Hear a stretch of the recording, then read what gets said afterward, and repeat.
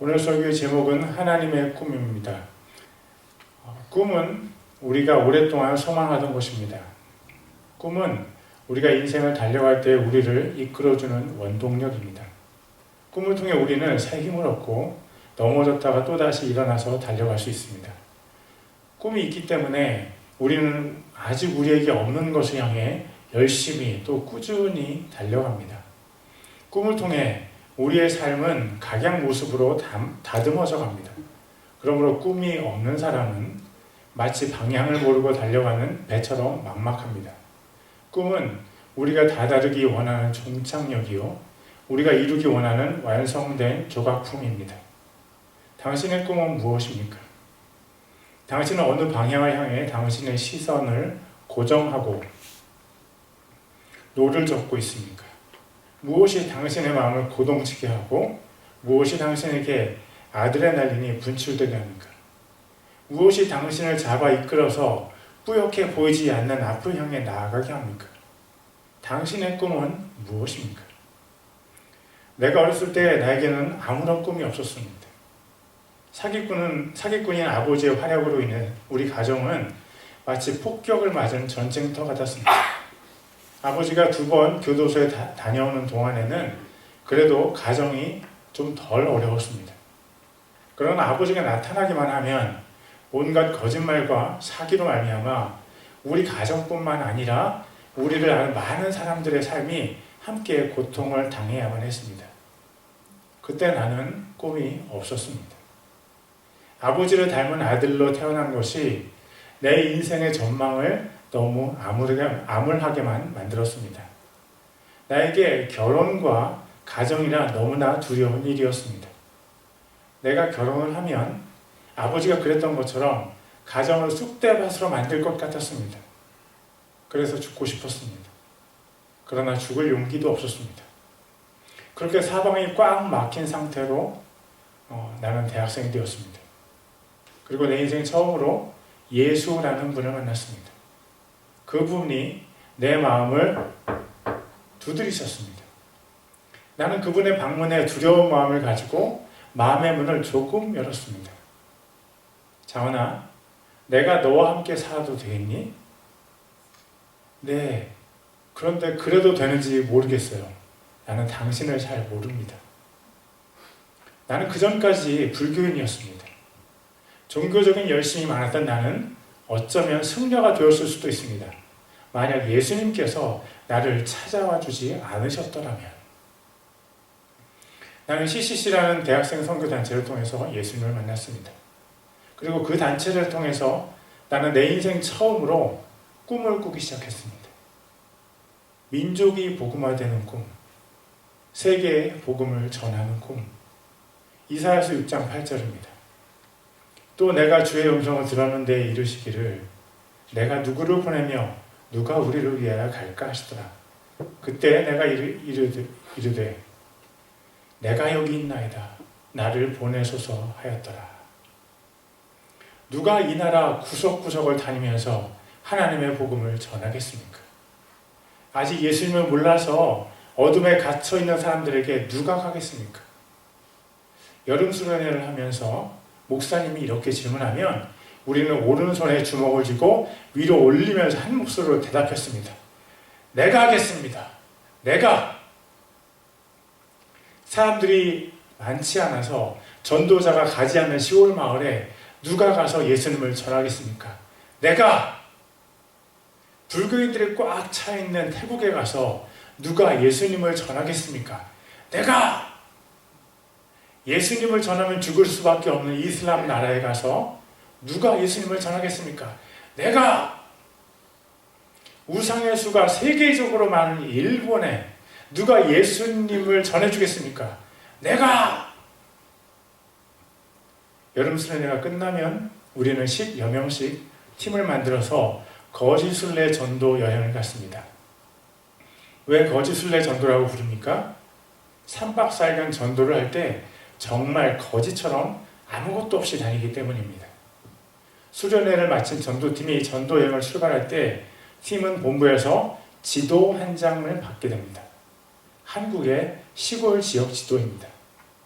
우리는 3박 4일간 그 지역을 걸어다니면서 집집마다 방문해서 예수님을 전했습니다. 그런데 왜 거지라는 이름이 붙었습니까? 우리가 수련의 장소를 떠나서 전도를 해야 할 지역에 도착하면 식당 한 곳에서 최후의 만찬을 합니다. 왜 최후의 만찬입니까? 그 식사를 하면서 팀원 중 한 사람이 다른 사람의 돈을 모두 받아서 전도 여행이 끝날 때까지 보관합니다. 그리고 전도 여행이 끝나면 돈을 돌려줍니다. 그렇지만 전도 여행 기간에는 절대 그 돈을 돌려주지 않습니다. 그러면 어떻게 끼니를 해결하고 어디서 잠을 잡니까? 하나님께서 먹을 것을 주시면 먹고 잠잘 곳을 주시면 잡니다. 어떤 팀은 다리 밑에서 잠을 자게 되었습니다. 나는 총 3번 거지순례 여행, 전도 여행에 참여했습니다. 복음을 전하면서 시골 할머니가 큰 사발에 타주는 멕시코 커피도 먹어봤습니다. 그러다가 어떤 아저씨에게 예수님을 전했는데 아저씨가 몽둥이를 들고 우리를 쫓아왔습니다. 그렇게 주랭랑을 치면서 복음으로 인해 고난받는 경험도 했습니다. 정말 재미있었습니다. 그렇게 한국 안에서만 복음을 전하던 나는 해외에서 복음을 전하기 시작했습니다. 2주간 일본에 가서 작은 일본 교회에서 목사님을 도와서 인근 지역의 복음을 전했습니다. 일본에 가기 전에 전도하기 위해서 일본어를 배우기도 했습니다. 그 다음 해에는 2주간 필리핀에 가서 복음을 전했습니다. 그때 필리핀에 한국 CCC에서 주관하는 언어 선교 훈련이 있다는 사실을 알게 되었습니다. 그래서 그 이듬해에 대학교를 1년 휴학하고 필리핀에서 약 10개월간 체류하면서 선교 훈련에 참여했습니다. 그때 기억에 남는 한 아주머니가 있습니다. 내가 한 마을에 가서 전도를 할 때 그 아주머니를 만났습니다.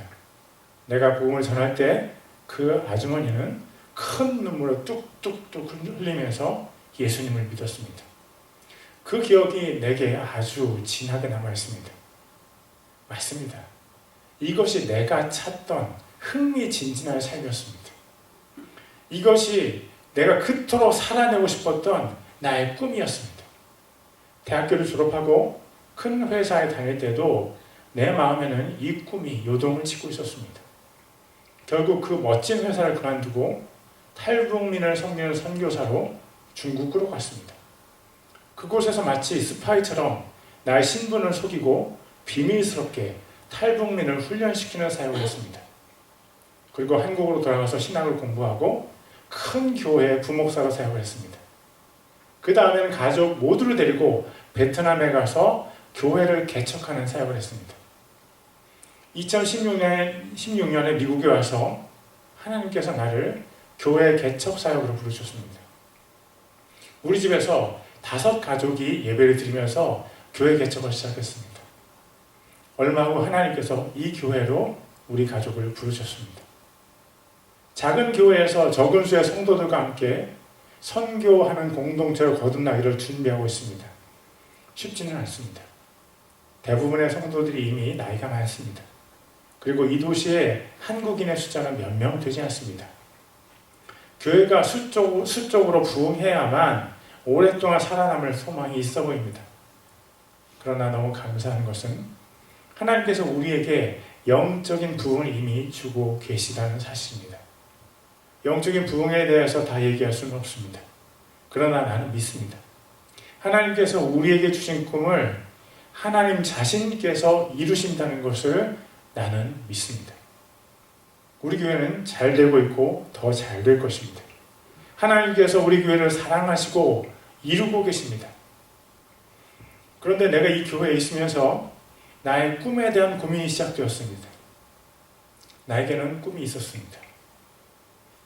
하나님께서 나를 사막 한가운데 떨어뜨려 놓으신다 해도 나는 그곳에서 예수님을 전하고 교회를 만들 꿈이 있었습니다. 그래서 대학생 때도 혼자서 모든 것을 할 수 있도록 연습을 많이 했습니다. 내 기타 치는 실력은 우리 가족들이 너무 잘 알고 있습니다. 결코 기타를 잘 친다고 할 수 없습니다. 그렇지만 나는 간단한 코드를 가지고 수십 곡을 악보를 보지 않고 연주할 수 있도록 땀을 흘려 연습했었습니다. 전도 책자를 가지고 매주 대학교 안에서 열심히 전도를 했습니다. 학교 건물의 옥상이나 숲 안에 들어가서 틈만 나면 학교를 축복하며 기도했습니다. 성경도 열심히 읽으려고 노력했습니다. 그렇게 나는 나의 꿈을 이루기 위해서 최선의 노력을 다했습니다. 한국의 건강한 젊은이들은 국방의 의무가 있습니다.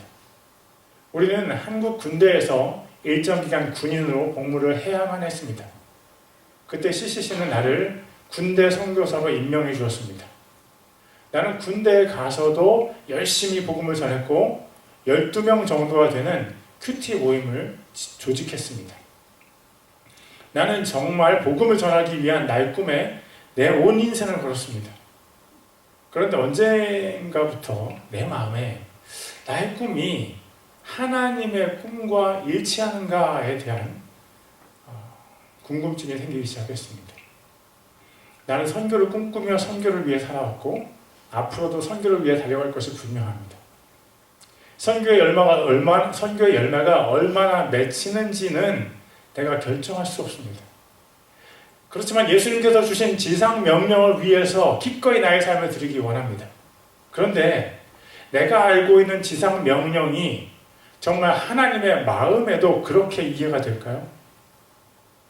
그 고민 가운데 내 마음에 더 분명하게 존재감을 드러내는 성경 말씀이 바로 오늘의 본문입니다.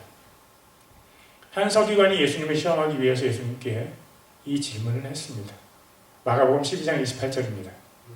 서기관들 중에서 한 사람이 그들이 함께 논쟁하는 것을 듣고는 그분께서 그들에게 잘 대답하신 줄 알고 나와 그분께 여쭙되 모든 명령 중에서 첫째 명령은 무엇이니까 하매. 지상 명령은 예수님께서 이 세상을 떠나가시면서 우리에게 주신 명령입니다. 예수님께서 가장 마지막에 명령하신 것이기에 가장 강력하게 우리의 할 일을 알려주는 명령입니다. 그것이 우리가 복음을 전해야 한다는 우선순위를 정해주는 근거로 사용이 되었습니다. 그런데 오늘 서기관이 묻습니다. 잘 들으세요. 본문은 구약 성경이 아니고 신약 성경입니다. 대답을 하시는 분은 구약의 하나님이 아니시고 신약의 예수님이십니다.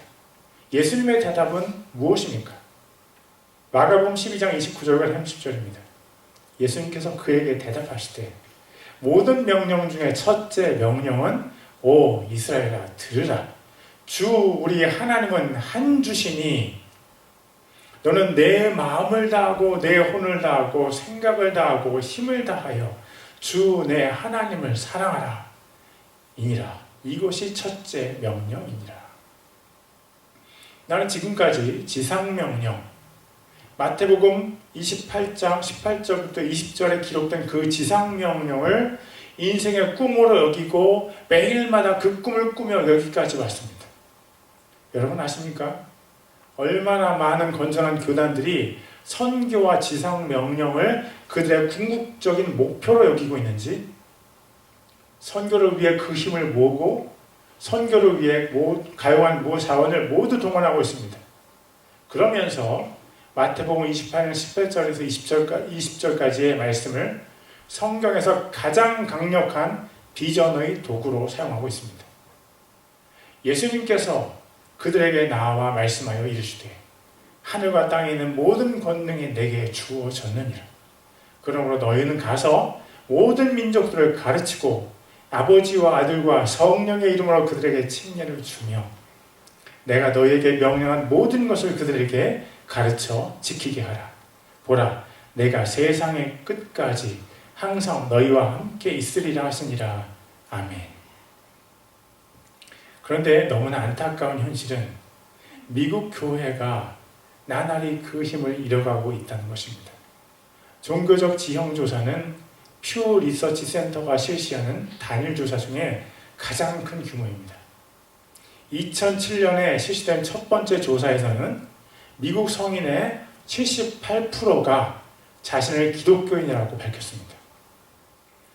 그런데 2023년과 2024년에 최신 종교적 지형 조사는 미국 성인 908명을 대상으로 실시되었습니다. 이 조사에서 미국 성인의 62%가 자신을 기독교인이라고 밝혔습니다. 이는 2007년 이후에 16% 감소한 수치입니다. 무엇이 문제입니까? 세계 선교 대국이 왜 너무나 많은 사람들을 잃어가고 있습니까? 여기서 나는 이 문제의 근본 원인이 지상명령에 대한 오해에서 비롯되었다고 말할 수는 없습니다. 그러나 적어도 지상명령에 대한 오해가 어느 정도 영향을 미쳤다고 얘기할 수 있습니다. 이런 어쩌면 과도한 추측을 나는 왜 하고 있는 것일까요? 여러분, 지상명령은 무엇입니까? 가장 높은 명령, 가장 큰 명령이 바로 지상명령입니다. 성경에서 말하는 가장 큰 명령은 무엇입니까? 성경에서 말하는 가장 큰 명령에 대해서 예수님께서 어떻게 말씀하십니까? 마가복음 12장 20절, 29절과 30절입니다. 예수님께서 그에게 대답하시되 모든 명령 중에서 첫째 명령은 오 이스라엘아 들으라. 주 우리 하나님은 한 주시니 너는 내 마음을 다하고 내 혼을 다하고 생각을 다하고 힘을 다하여 주 내 하나님을 사랑하라니라. 이것이 첫째 명령이니라. 우리가 교회에서 신학교에서 가장 많이 듣는 성경의 명령은 하나님을 사랑하라는 명령입니까? 아니면 땅끝까지 이르러 복음을 증거하라는 명령입니까? 여러분은 어떤지 모르겠습니다. 나의 경우에는 하나님을 사랑하라는 것보다 복음을 증거하라는 말을 더 많이 들었습니다. 신학교에 가서 하나님을 사랑하라는 말보다 복음을 증거하라는 말이 더 많이 깃발에 써져서 바람에 흩날리고 있습니다. 네, 맞습니다. 신학교는 복음을 증거하는 목사나 선교사를 양성하는 기관입니다. 그 기관의 목적이 그러하기에 하나님을 사랑하라보다 복음을 전파하라가 더 많이 써 있을 수 있습니다. 그런데 목사나 선교사가 가장 중요하게 여겨야 하는 성경의 명령은 무엇입니까? 하나님을 사랑하라입니까? 아니면 복음을 전파하라입니까? 여기에서 우리가 놓치고 있는 것을 한 가지 발견할 수 있다고 나는 생각합니다. 우리는 목적을 따라가며 본질을 놓치고 있습니다. 선교는 목적이고 하나님 사랑은 본질입니다. 목사나 선교사는 복음 전파 이전에 하나님을 사랑해야만 하는 사람입니다. 그래야 그들이 가르치는 사람들이 하나님을 가장 사랑하는 사람이 될 수 있습니다. 만약 목사나 선교사가 언제나 선교에 대한 생각만 가득하다면 그들의 제자들도 그럴 것입니다. 교회는 무슨 꿈을 꾸고 신학교는 무슨 꿈을 꾸고 있습니까? 그 꿈이 정말로 하나님께서 주신 꿈입니까? 내 말을 오해하지 마세요. 나는 선교사로 살았고 이곳에서도 선교를 하고 있습니다. 나는 선교를 가장 큰 꿈으로 믿으며 지금까지 살아온 사람입니다. 이전에도 나는 선교사였고 이후에도 나는 선교사일 것입니다. 나는 절대로 선교의 중요성을 축소하려고 하는 것이 아닙니다. 단지 선교가 정말 지상명령인가에 대해서 의문을 던지는 것뿐입니다. 예수님께 질문한 서기관은 첫째 명령, 가장 큰 명령 한 개를 예수님께 질문했습니다. 그런데 예수님께서 첫째 명령뿐만 아니라 둘째 명령까지도 말씀하셨습니다. 마가복음 12장 31절입니다. 둘째 명령은 곧 이것과 같으니 너는 내 이웃을 내 자식과 같이 사랑하라이니라. 이것들보다 더 큰 다른 명령은 없느니라 하시네.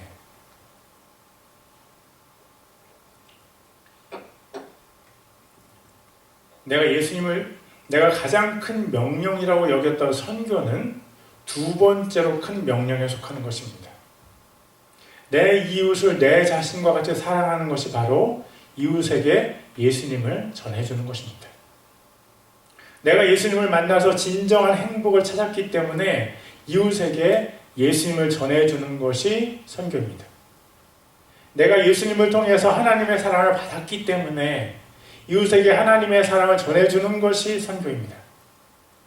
내가 예수님의 피로 모든 죄를 용서받았기 때문에 내 이웃에게도 예수님의 피를 소개하는 것이 선교입니다. 그러나 선교는 두 번째 큰 명령에 속하는 것이 분명합니다. 나는 오늘 나의 설교가 어떤 사람을 낙심시키지 않기를 바랍니다. 나는 오늘 내 설교를 듣고 해외 선교를 꿈꾸던 사람이 선교를 포기하지 않게 되기를 바랍니다. 나는 오늘 내 설교가 여러분 모두에게 새로운 힘을 주기를 소망합니다. 내가 오늘 설교를 준비할 때 성령님께서 내 마음 가운데 꿈에 대해서 설교하라는 마음을 강하게 주셨습니다. 한 번이 아니었습니다. 적어도 두세 번 다른 시기에 성령님께서 꿈에 대해서 설교하라는 마음을 주셨습니다. 나는 약간 당황스러웠습니다. 이 본문이 도대체 꿈과 무슨 상관이 있는 거지? 주님은 내가 이 본문을 꿈과 어떻게 연결시키기를 원하시는 거지? 그런 복잡한 마음을 가지고 기도하면서 설교의 원고를 쓰려고 컴퓨터 앞에 앉아서 오늘의 본문을 몇 번 더 읽으면서 나는 깜짝 놀랐습니다. 내가 전혀 생각하지 못했던 꿈이 본문에서 보이는 것이었습니다.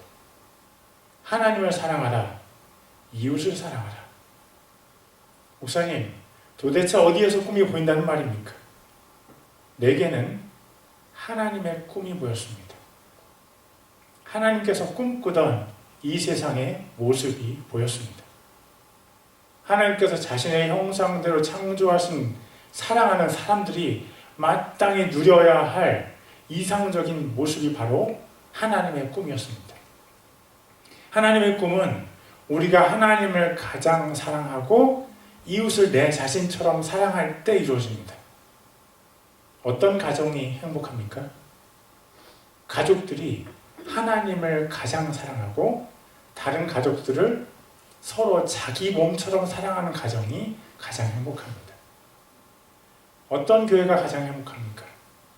하나님을 가장 사랑하고 성도들이 다른 교우들을 자기 몸처럼 사랑해주는 교회가 가장 행복합니다. 어떤 나라가 행복합니까? 국민들이 하나님을 가장 사랑하고 국민들이 서로를 자기 자신처럼 사랑해주는 나라가 가장 행복합니다. 그것이 바로 하나님의 꿈입니다.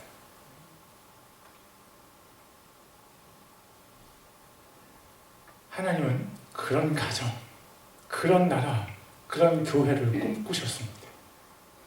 하나님께서 우리에게 주신 꿈은 바로 하나님의 자녀인 우리가 행복해지는 꿈입니다.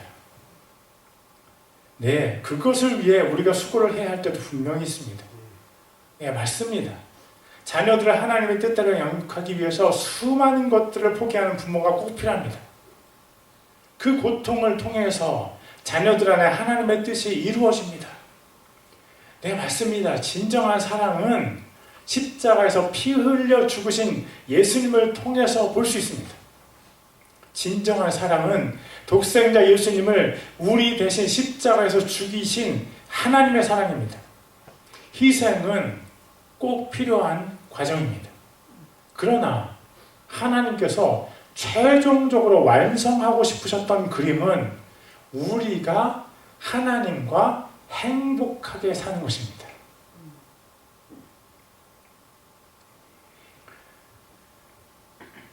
그것이 하나님의 꿈이었고 그 꿈은 바로 천국입니다. 그러나 이 세상에서도 천국의 맛을 볼 수 있습니다. 이 세상에서도 천국과 같은 가정을 가질 수 있습니다. 이 세상에서도 천국과 같은 교회를 경험할 수 있고 천국과 같은 나라도 이루어질 수 있습니다. 어떻게 하면 됩니까? 하나님의 그 꿈은 두 가지 실행 단계를 가지고 있습니다. 제가 실행 단계라고 하는 것에 주목하십시오. 순서가 바뀌면 안 됩니다. 스마트폰을 산 후에 화면이 긁히는 것을 방지하기 위해서 스마트폰 화면에 비닐처럼 된 스크린 프로텍터를 붙입니다. 그런데 스크린 프로텍터를 붙이기 전에 반드시 스마트폰의 스크린을 아주 깨끗하게 잘 닦아줘야만 합니다. 순서가 바뀌면 안 됩니다. 먼지를 닦고 난 후에 스크린 프로텍터를 붙여야 합니다. 스크린 프로텍터를 붙인 다음에 먼지를 닦으려면 절대 먼지가 안 닦입니다. 순서 지켜야만 합니다. 하나님의 꿈을 이 세상에서 맛보려면 순서가 중요합니다. 가장 중요한 것을 언제나 가장 먼저 해야 합니다. 이 점이 우리가 가장 많이 실수하는 부분입니다. 우리는 좀 급한 면이 있습니다. 그래서 하나님 사랑하기는 대충 하고 바로 이웃 사랑 또는 선교로 지켜야 합니다. 목사가 그렇게 하면 성도들은 더 심하게 그렇게 합니다. 아빠가 하나님 사랑하기를 대충 하면 자녀는 당연히 아빠보다 더 대충 할 가능성이 있습니다. 선교사가 선교지에서 선교하는 것이 바로 하나님을 사랑하는 것입니까? 그럴 수도 있습니다.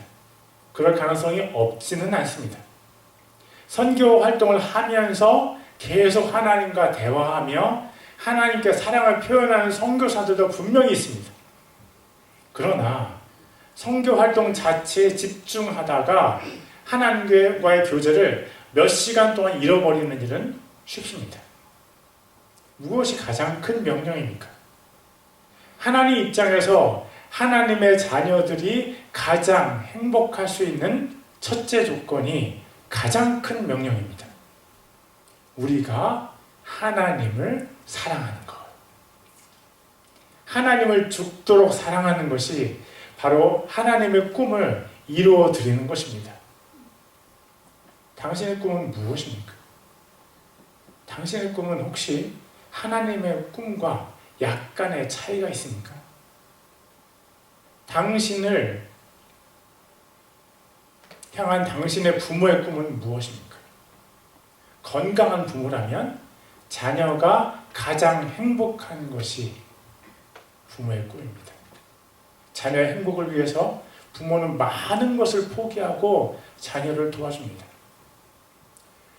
당신은 하나님의 자녀입니다. 당신의 행복을 위해서 아버지 하나님께서 아버지의 가장 소중한 예수님을 포기하셨습니다.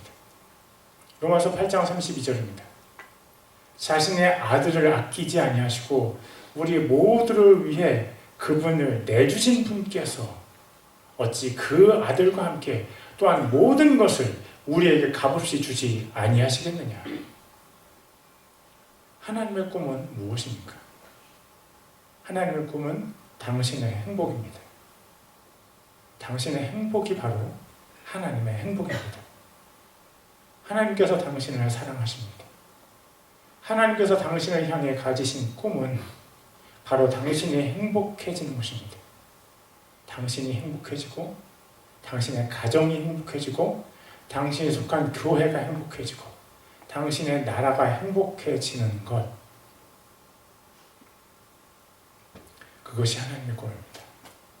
하나님을 가장 사랑하는 것은 우리의 의무가 아닙니다. 하나님을 가장 사랑하는 것은 우리가 가장 행복해질 수 있는 가장 큰 비결, 가장 행복해지는 비법입니다.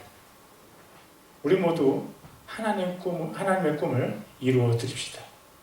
하나님의 꿈이 우리의 삶을 통해서 이루어지도록 우리의 모든 것을 하나님께 드립시다. 왜냐고요? 하나님의 꿈이 바로 우리의 행복이기 때문입니다. 기도하겠습니다. Let's pray.